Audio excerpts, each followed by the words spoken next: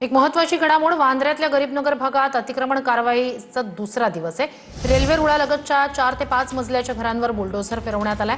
पालिका आणि रेल्वे आजही संयुक्त कारवाई करते। झोपड्या जमीनदोस्त केल्या जात आहेत, तर बेकायदेशीर बांधकामं हटवली जात आहेत। गरीबनगरचा चेहरा मोहरा या ठिकाणचा एका दिवसात बदलल्याचं दृश्य समोर येते।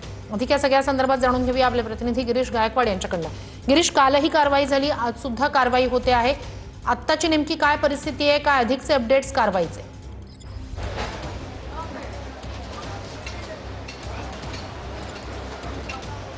नक्कीच आपण पाहतोय या ठिकाणी आज तोडक कारवाईचा गरीबनगरमध्ये दुसरा दिवस आहे आणि ही सगळी दृश्य आपण या ठिकाणची पाहतोय।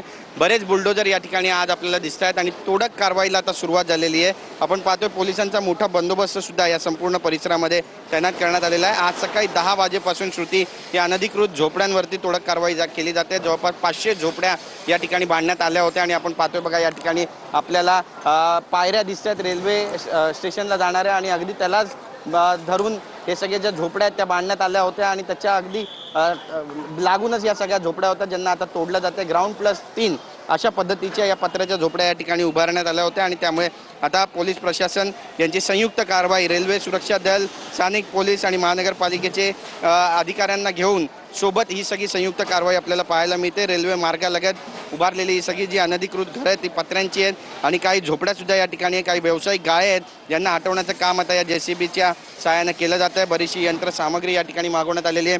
पोलिसांची जादा कुमक या ठिकाणी मागवण्यात आलेली आहे आणि आपण पाहतोय की कशा पद्धतीनं या सगळ्या ज्या झोपड्या आहेत तिला आता या ठिकाणाहून हटवण्याचं जे काम आहे ते सुरू झालेलं आहे।